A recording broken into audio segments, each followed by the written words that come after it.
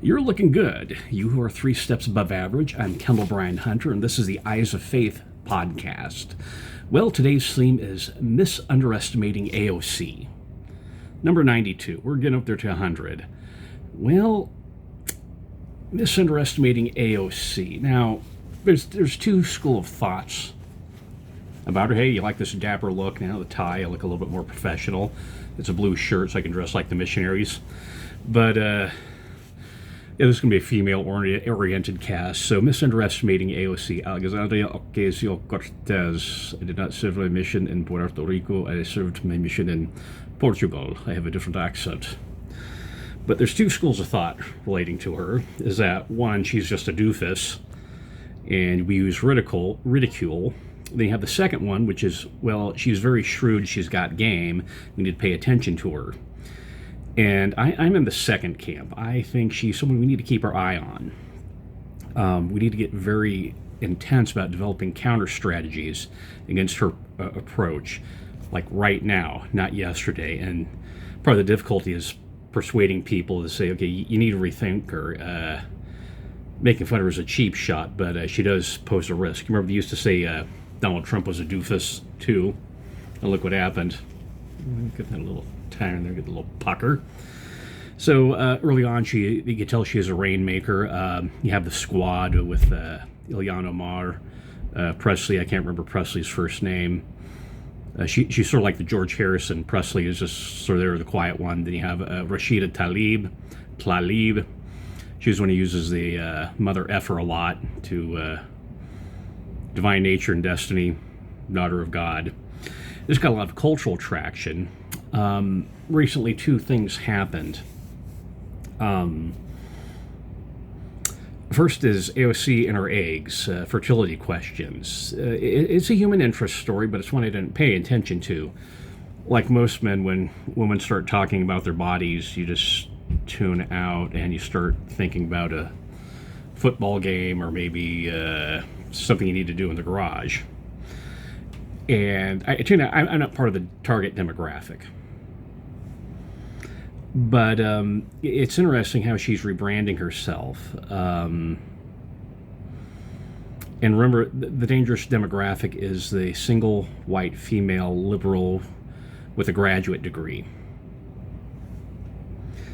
The single white female with a graduate degree, she is channeling her maternal instincts towards the illegal immigrants, towards terrorists, and towards having a house full of cats. It's all maternal instinct. Be it God or Darwin or however you do that, there's a maternal instinct there, and AOC is tapping into this demographic, and they're Trump has them really scared, so they're high interest voters.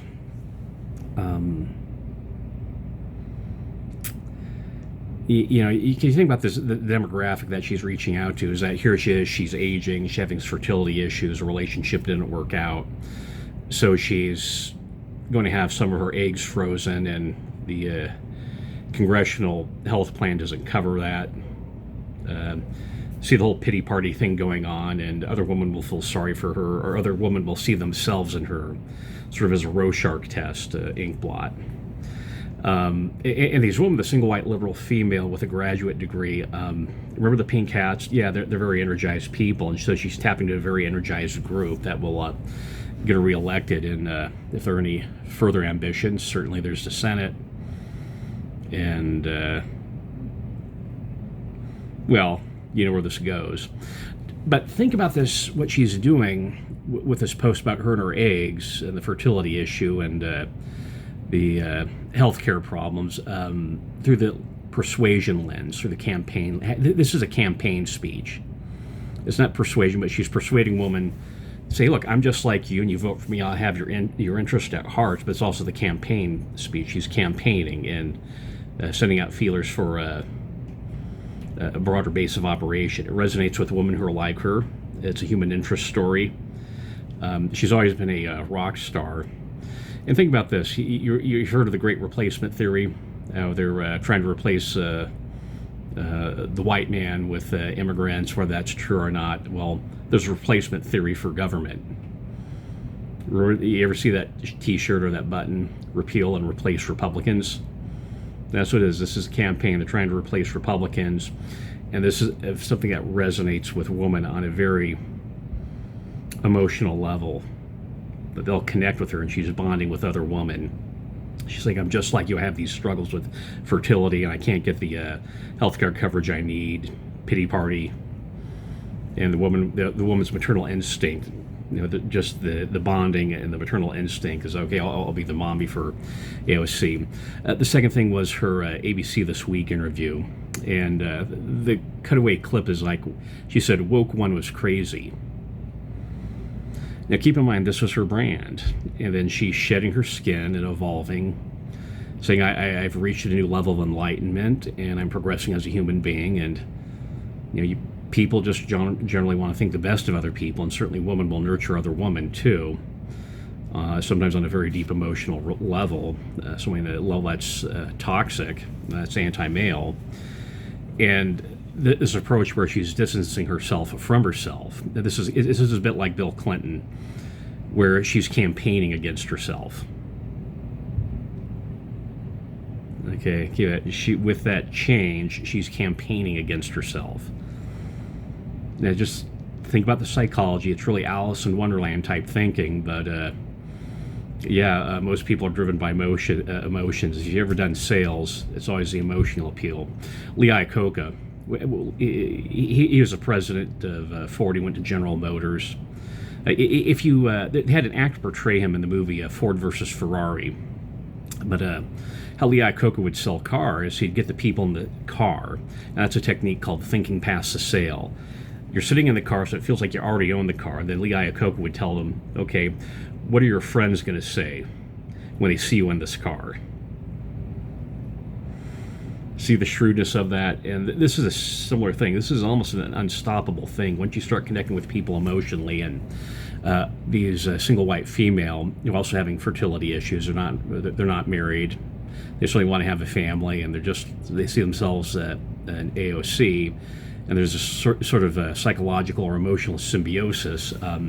Plus, AOC has all the DEI check boxes. Female, single, Latina, career woman, powerful. She made it to the top without a man.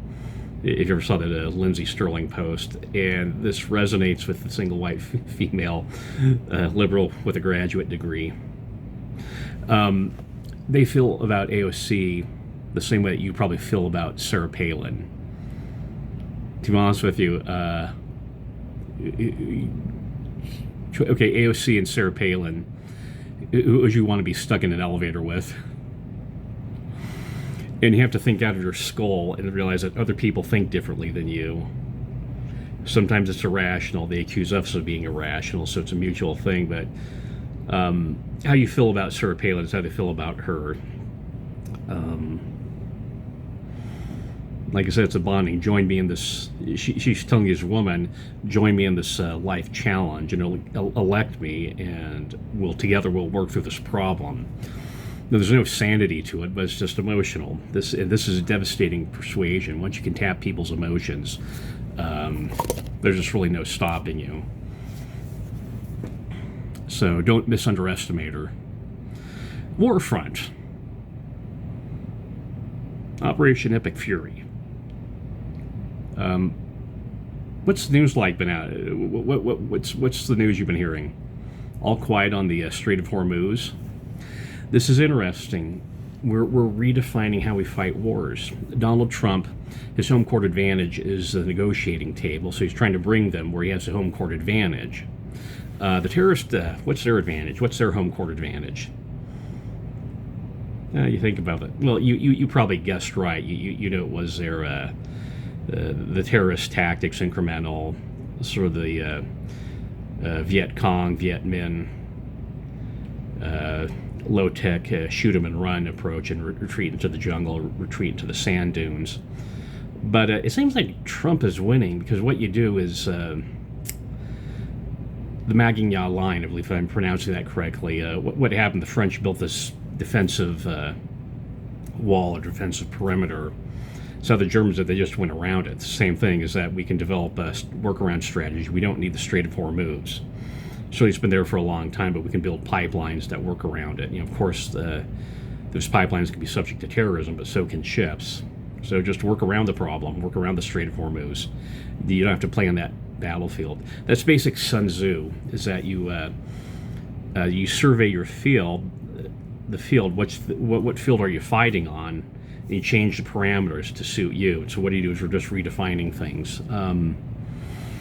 I read this book, and they had this expression that the Mideast is a perpetual motion murder machine, if I'm remembering it correctly. You have these ancient hatreds, but it's perpetual motion, just can't stop it. But just think about Luther. Remember, this is essentially a religious conflict, a certain outlook, ideas that they're deriving from the Quran. There's different versions of Christianity, different versions of Judaism, liberal, Orthodox, conservative, the Hasidim. But also Christians, you have, Catholic, Eastern Orthodox Protestants, and within Protestants you have Baptist and Presbyterians, etc. And you have that same variety of in Islam. We're just not familiar with it. It's just more of a familiarity issue. But you have the same thing there. There's just different branches and approaches to Islam, and it's just that the radicalized one that's getting our attention. But the thing we learned from Martin Luther is that you can have a stranglehold with a certain approach to religion, and you can change that. With Martin Luther's day, it was the printing press. In our day, it's the internet and social media. But we can do that. For example, you get someone there and they're looking at United Arab Emirates. Where would you rather start a business, in California or the United Arab Emirates?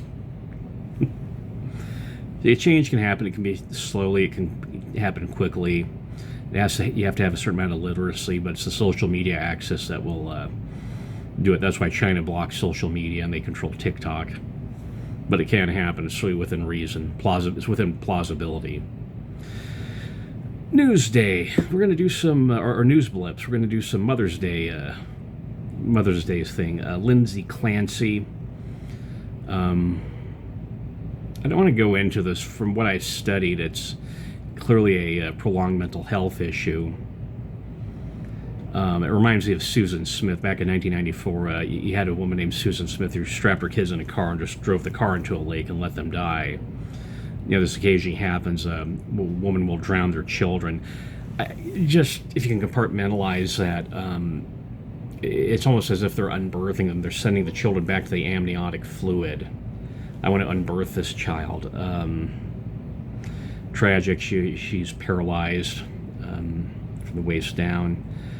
But we're having a healthy discussion about postpartum depression. I remember one of my friends from work. He told me that he got his wife on antidepressants because after she had the baby, it was just said, "Wow, you're just a completely different person now," and that helped. Marie Osmond wrote a book about it, and want the best for everyone. And like I said, this is a very tricky trial, and I'm not sure there's a right answer with this one. Albany, New York. This is a little bit different. There's a woman charged with ISIS-inspired terrorist plot targeting the New York State Capitol. Jessica Bowie, 35, of Albany, New York, made her initial appearance in federal court today, attempting to provide material support for a designated foreign terrorist organization, ISIS. As alleged, Bowie plotted to deploy an explosive device in New York State Capitol to kill the public officials, to destroy as much of the building as possible before fleeing to ISIS-controlled territory in Syria, said the Assistant Attorney General. The National Security Division of our law enforcement partners committed to the painstaking work of preventing plots like this from succeeding. Hey, what's going on with the woman? You remember Russell M. Nelson's comment about losing the moral rectitude of woman? So you get like AOC, who slowly and dully is realizing that, no, you can't have it all. That you're busy being a representative, you can't have a really strong marriage. Some people make it work. James Carville has. It's with the Hollywood divorces, is that you understand with filming stuff, you're gone for months on end. and you're not together, and it's not like a sort of Dick Van Dyke show marriage where you have the housewife and the working husband and somehow can make enough money to do all that stuff. And then we have this radicalized woman. She's dressing in the hijab, and wow, I'm glad we stopped that. Also from the Department of Justice, 11 defendants charged in dismantling a decade-long nationwide marriage fraud scheme. A 2-count indictment was unsealed today, charging 11 individuals with conspiring over the course of more than a decade to orchestrate more than 1,000 sham marriages to fraudulently obtain immigration status for foreign nationals, primarily citizens of the People's Republic of China. Okay, think about birthright citizenship. Some individual would pay up to $100,000 for sham marriage. That's sort of the sleeper cell. You ever see the Black Widow movie? That was sort of the premise there. Is you get all these, you get a general family move in there, but they're a sleeper cell, and they raise the kids. I think there's a movie about that in the 80s. I can't remember. Where the parents were actually Soviet spies. I'm a little foggy on that, but I know I didn't see it. But think about that marriage, fraudulent marriage. You're not intending to have a marriage. The mens rea, state of mind. 16 minutes. Let's talk about Sophie Cunningham.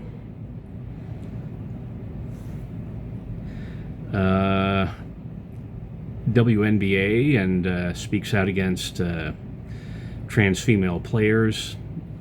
Has that XXXY apparel. That's clever. Wasn't that a TV show, XX or XY or something like that in 1990s? And this is what happens as you get old. You sort of remember things, you really can't quite remember them, and so you just start mumbling on. Quoting from a story in the Deseret Snooze, Basketball Network reported that not only does Cunningham want to find a man that is taller than she is, she's 6'1", but she said recently on a podcast that she wants a husband who can, quote, push me towards Christ. Now, first of all, so we're up against nature. Be it Darwin or deity, either evolved a certain way to have a certain type of reproductive system, or God created women to have a certain type of reproductive system. Then you have the height issue. So, although one of my college roommates would dispute this, I'm over 6 feet tall, so I'd actually meet that qualification and push me to Christ. You're very sensitive about unrighteous dominion, but that's kind of an interesting expression. Because violence in a relationship, but she says she wants someone to push her. I don't think that's a really good word to help her come unto Christ. I think we need a better one, but surely there's plenty of tall Christians out there. I mean, sure, I'm not married, I have to go for a temple marriage, but I surely meet the height requirement. And I actually do like basketball. I like basketball because it's energetic. Football, you have the committee meetings. My dad liked it. Baseball is just really slow. I know George Will loves it. He swears by it. Willie Stargell with the Pirates went to my high school, and they named the film after him, or the field after him. But I prefer basketball. It's energetic. People running back and forth. It's not like soccer where they're trotting back and forth. They're actually zipping around. I still don't understand why where you get 2 points for a basket instead of one. That's a type of grade inflation, but not go there. So Cunningham wants to be a basketball star, but wants to be a good woman and a good Christian and a good wife.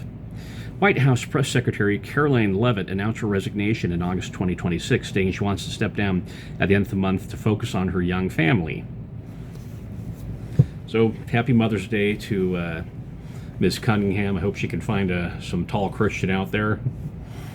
As I said, Leavitt is resigning to focus on her family, but you're seeing these two irreconcilables. With the message that feminism gives you, that you can have it all. In fact, if you remember back in August of 2012, Anne Marie Slaughter wrote this article for the Atlantic magazine, saying why women still can't have it all. It's like, well, you've never been able to have it all. That's a bunch of swamp gas. Is that you can't have a 9-to-5 job and be a full-time mom, okay? This is how reality functions, and that may be the issue with. Are you emotionally able? Are you emotionally able to process reality? You want all these incoherent things, but you have to keep in mind time is zero sum. I'm on here recording this, which means I'm not cleaning the oven or cleaning the bathtub right now because I can't do both at the same time. That's the same thing. You're at the office or you're at home tickling your baby. And this is the broader picture, the existential question.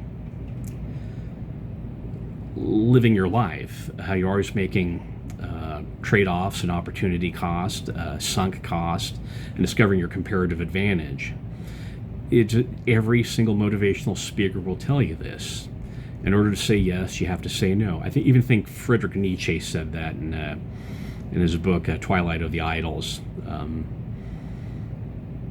probably misremembering that. I do stuff off the top of my head here, but I want to keep this conversational. It's you, me, and the truth here. But life has trade-offs, opportunity cost, sunk cost, reinventing yourself, discovering your comparative advantage, and saying no to a lot of stuff in order to say yes. In fact, so the best advice, here's some advice here. Look at all the talents you have, or all the things you want to accomplish in a day. Pick 3 and ignore the rest of them because you'll probably never get to them. I think that's from Charles Schwab, some time management advice that's in Hiram Smith's 10 Natural Laws.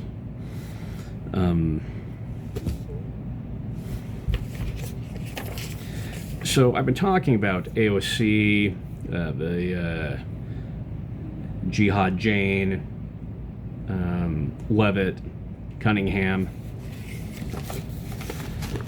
Okay, what's the insight from the Family Proclamation? Reading the Family Proclamation, what moral clarity would you get? What doctrinal clarity would you get? How would you see things with the eye of faith if you were to frame these issues about, being a basketball star, getting married, being a good Christian, leaving your job to raise your family? Or do you stick to your job and freeze your eggs and hope technology?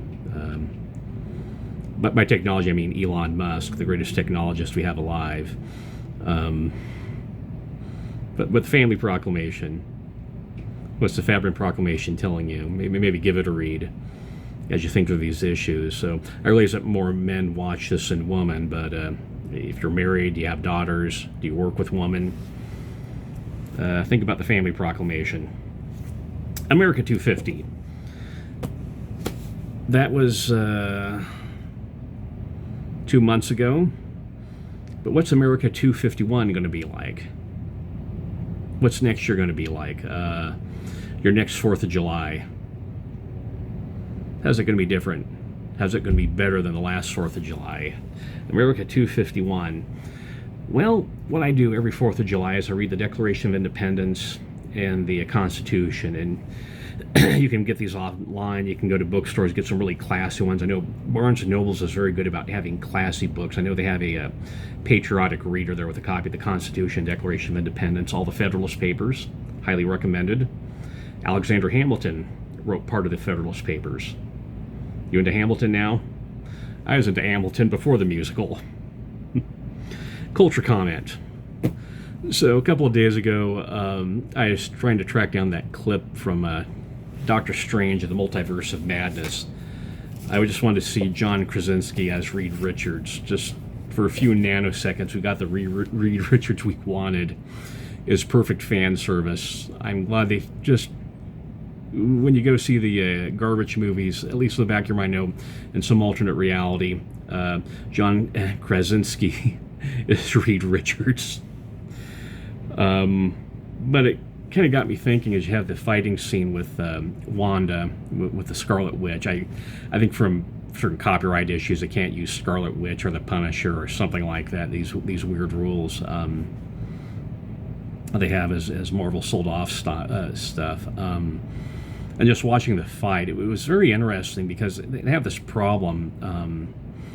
If you're into Brandon Sanderson, and also Orson Scott Card. Orson Scott Card started this idea, and Brandon Sanderson took it to the nth degree of that when you write fantasy that you always have rules for magic, and there's always a trade-off. One thing Orson Scott Card said, like, you want to put a curse on someone, you have to cut off your arm to curse them. I remember if you read Thieves' World, you have that one wizard who's just constantly cursed to shapeshift. I can't remember his name now. What happened, the wizard who put the curse on him went insane, and that's the trade-off. Okay, do you want to go insane to curse someone you hate? And it makes it more enjoyable writing. But with when you're watching The Scarlet Witch, he just turns the dial on to infinity and just able to kill anyone. It's just like, okay, you're kind of... Even the Q has certain limitations. The members of the Q continuum. It's just, you're just watching a powerful person who's really unstoppable, and so you have to do a lot of Deus Ex Machinas to work your way out of it. That got me thinking, hey, what's the message for women when you see the Scarlet Witch, Wanda Maximoff, Maximova, do all this? The personality, his name is the real-life fake wizard. This guy is sharp, and he's elevated the discourse on social media. He comes from a Christian point of view. He comes from a good philosophical point of view, and you're going to walk away feeling you're a better person when you watch his videos. Real-life fake wizard. He had a episode about Morley Gray writing as anti-human. Remember Jean Morley Gray from the latest Spider-Man movies? When you watch these movies, what's the message for woman? Wonder Woman 1984.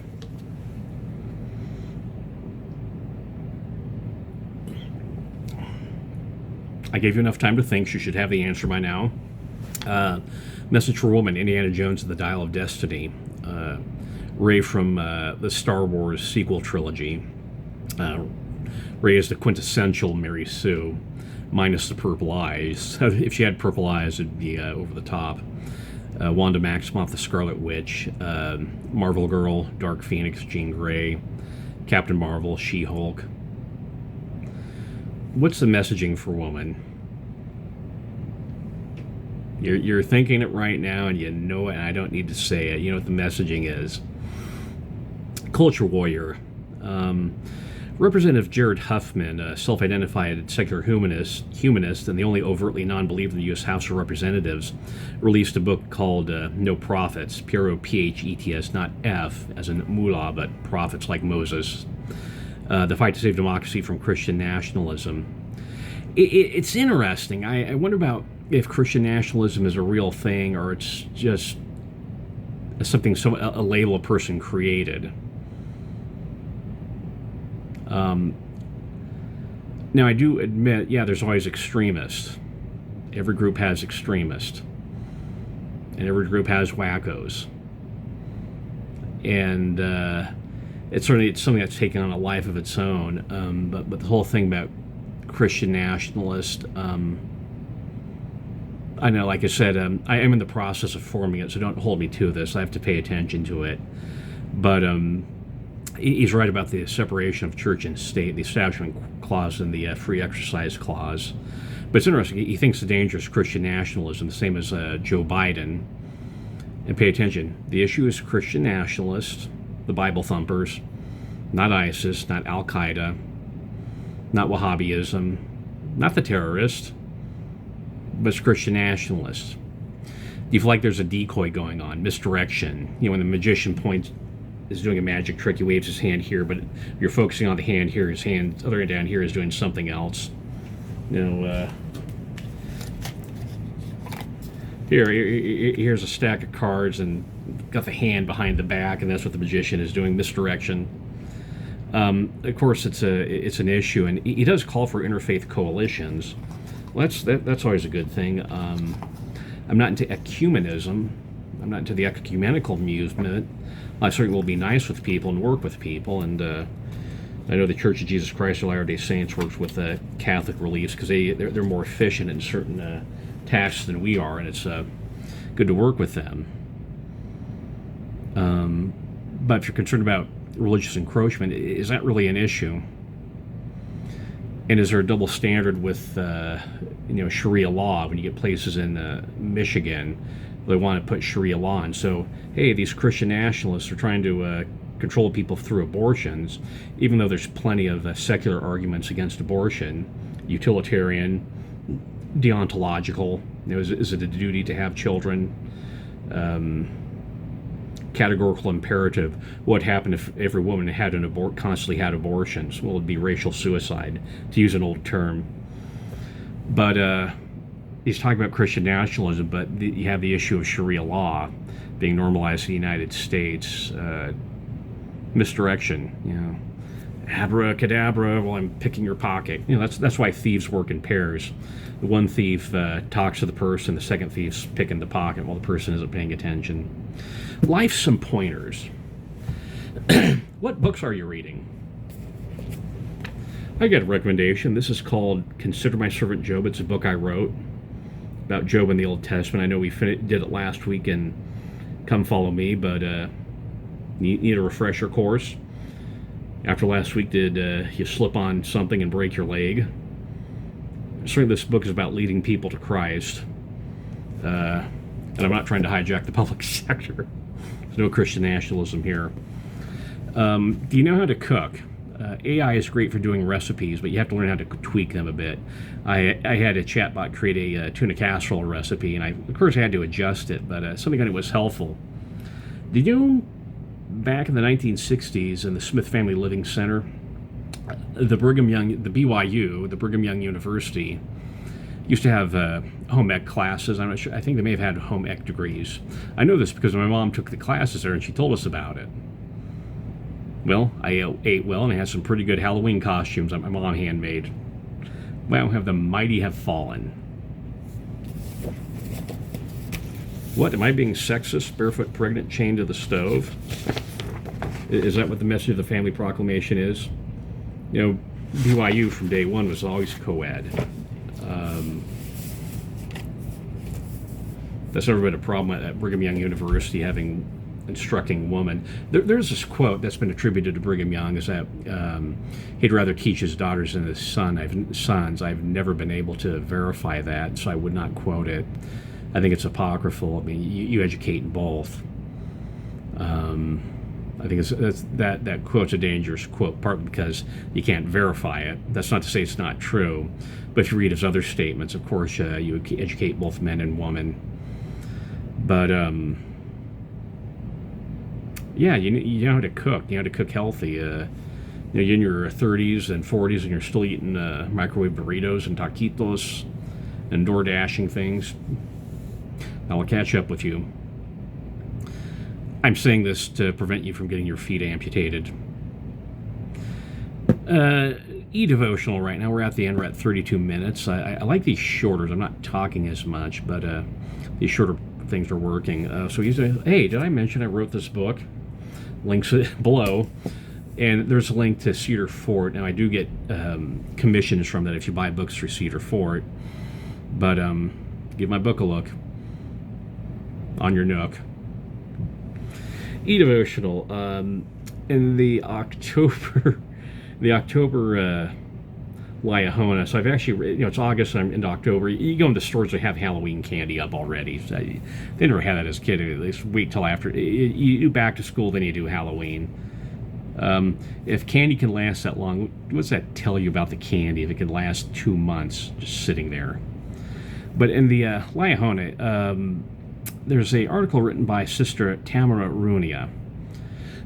She was the one who gave that talk where she was wearing the pink outfit and did it with a very soft voice. And in it, this article, she talks about her experiences when she was a freshman. Now, she went to the same school I went to, the Brigham Young University. And she says this: when I was a college freshman, I was called to teach Relief Society. I hadn't done anything like this before. I struggled to make time. There were some Sunday mornings when I would call the counselor I served with and say, I didn't have time to look at the lesson, so I won't be able to come and teach. And I just wouldn't go. At the end of the semester, a member of the bishopric met with me and said, we're making adjustments in some of the positions of the ward and we're releasing you. I know we don't get fired from our callings, but at that moment it felt a lot like getting fired for me. Now unpack that a bit. I struggled to make time to prepare. That's a bunch of garbage. You can do it if you want to. If your house is on fire, you can surely make time to run out and call 911, can't you? And we say that saying, and why I'm struggling, so you're just choosing not to do it. You're not, if you're struggling with time, you're not having your chatbot teach you about time management. You're not watching any TED Talks or what have you, any YouTube videos on management, or getting any books, or attending any classes. You're not accepting responsibility, that you're not taking this calling seriously. And this whole I'm struggling to make time means you're not accepting responsibility. You're playing a game of hide and go seek with your conscience. Some Sunday mornings, I think it's Sunday morning, I can't teach the lesson, hangs up and doesn't go to Relief Society. This struck a deep, resonant basso chord with me because I was on the other end of this. I was on the end where I was in a Sunday school presidency and assistant ward clerk and had some other callings where we get people called, sustained, set apart, and then when I come around, people would say, I don't want to do the calling. It's a bit like a missionary. You can get a missionary called, set apart, out in the missionary field, and they're dressing up like missionaries, but they're not thinking like missionaries. They're not behaving like a missionary. It's almost sort of a cosplay. It's a Halloween costume. Hey, look, everyone, I have a name tag on here. I am a missionary. Give me something, food to eat, and I'll read a scripture with you. It's the same thing, and it's going halfway, half-hearted. It was interesting because I noticed this problem kept coming up, and twice I escalated it to the bishop, and I had really unusual results. The first time I did it, I explained the problems. Yeah, they said they don't want to do the problem. Can we get the person released? My idea was, okay, if they expressly said, I do not want to do the calling, then will the bishop release the person, either leave the calling vacant or call someone to replace it? Of course, you're always fighting over that 20%, that the same 10 people in a ward. But I explained it to the bishop, and something they don't teach you in the MTC is what to do when your bishop blanks out. And I kind of got this blank expression. He got this blank expression, and they said, keep working with them, or something to that effect. And that puzzled me because, look, they already said they don't want to do it. If I keep pestering them, isn't that unrighteous dominion? Am I respecting their agency? And I'm not sure they could process this, that someone to say yes, but then say no to me. So the second time I did it, it was a very defining moment, and I need to give you some more details, but it takes some time to do it, and I'd have to show you a graph. And I talked about, one of the problems is we're having a lack of respect for delegated authority. And that, well, Paul talks about that in the book of Hebrews, people giving an accounting, or Hebrews or Romans. I have to see. I don't do this off the top of your head. I'll do this later. Is that Paul talks about giving an accounting to people that are placed over us. And I was with a counselor, kind of got a funny expression, and I don't know what they heard or they thought I said or what I meant. I don't know because they never asked me, but they got some idea in their head and they never talked with me about it. And so I got a talking to from another counselor who wasn't there, and so I'm always concerned, was this relayed correctly? So one person said it, and later in that, after I got a talking to, the bishop in sacrament meeting did one of these things where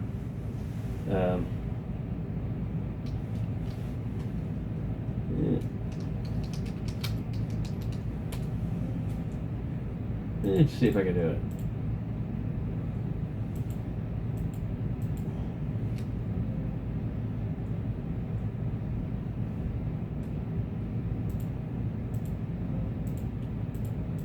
Probably this is being difficult, but oh, that's the problem. Okay, so don't trust computers. But the bishop in the sacrament meeting got up and just kind of made the statement about something or other, and encouraged us all to review section 121, and that puzzled me.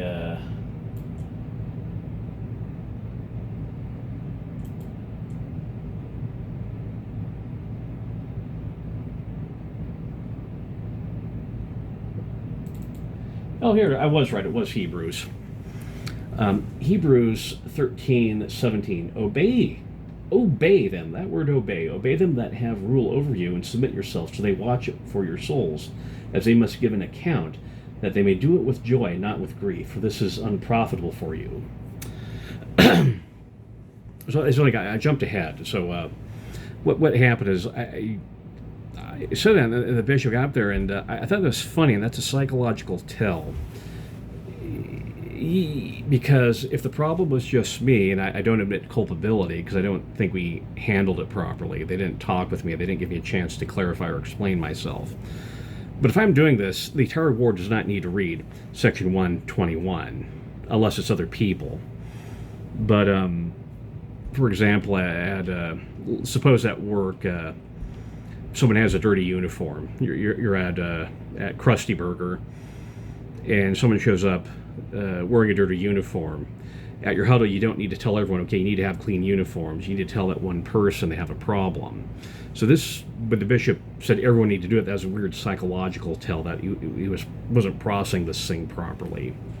Now, why I said that is I was in a training meeting, a regional conference, with President Russell M. Nelson. This is back before he was president of the church. This was in the late 90s. So regional conferences aren't recorded. I just have my notes in my memory. But that's one of the verses he quoted. Hebrews 13:17. Obey them that have rule over you, and submit yourselves, for they watch for your souls, as they must give an account. You may do it with joy, not with grief, for this is unprofitable to you. So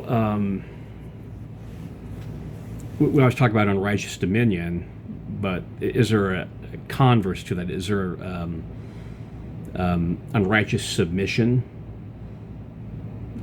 Certainly Christ was submissive to the Father as he's suffering in Gethsemane and throughout his life, premortal, mortal, and postmortal. Christ was always submissive to his Father. But we always think every assertion of authority is unrighteous dominion, and that's not true. That would just bring church to a standstill. It's like reducing everything to judge not. That could be something that just devours the church, and the church loses its ability to function. But think about that as in these callings, I have to make an accounting to the stewardship, and what I have to say is, okay, these people did this. I talked to the bishop, and in both cases, they went really haywire.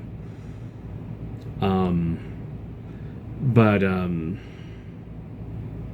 it's an interesting question as she's doing it. Like I said, this stuck me because Sister Runa, she's one of these people that gave me headaches. There's another thing, too, is suppose these people who are snubbing me later get a calling. I actually had this happen as one of the gals I worked with who didn't magnify her calling in a way that I thought was appropriate. She's now a famous author. But what if one of these people, what if your mission's slough and the loser in your mission later gets called as a mission president? And that's what happened with that. Think about the Relief Society president and the counselor who now see her, hey, wait a minute, when we were in college, you did not magnify your calling and you gave us a bunch of headaches. What do you do with that? Because I have to do the same thing. But I have to give an accounting to that, saying, okay, look, I extended the invitation. So it's an interesting issue, but it struck a chord with me, and I don't know what the point is of this. Certainly to love people, to forgive them. If people are sloughs or losers or they don't accept their callings, leave room for growth. I keep thinking of Elon Musk. I read his biography by Isaacson, and he'd do some rough stuff with people. He'd tell people, look, you either do it this way or consider your resignation accepted. But like I said, are we so overcorrecting with unrighteous dominion that the church can't function and we get a lower quality church? And what do you do if you just leave someone in the calling? And when I say, okay, look, can you release this? What does that do to me as a leader? Said, okay, this person isn't doing, can you release him? Mercifully, and this is an act of mercy to release her, so she stopped being a headache to other people, but I couldn't give that same mercy. So, listen, I don't have good answers for you, but it's something to think about as you're reading this article from Sister Runia. And it's not all about that. She clearly repented, and she's become a better person, and I pray that happens to other people. I will forgive people, and I will turn the other cheek, and I won't bear grudges for decades. So maybe that's the message, is look to Christ. Well, That's the passing scene, seen with the eyes of faith.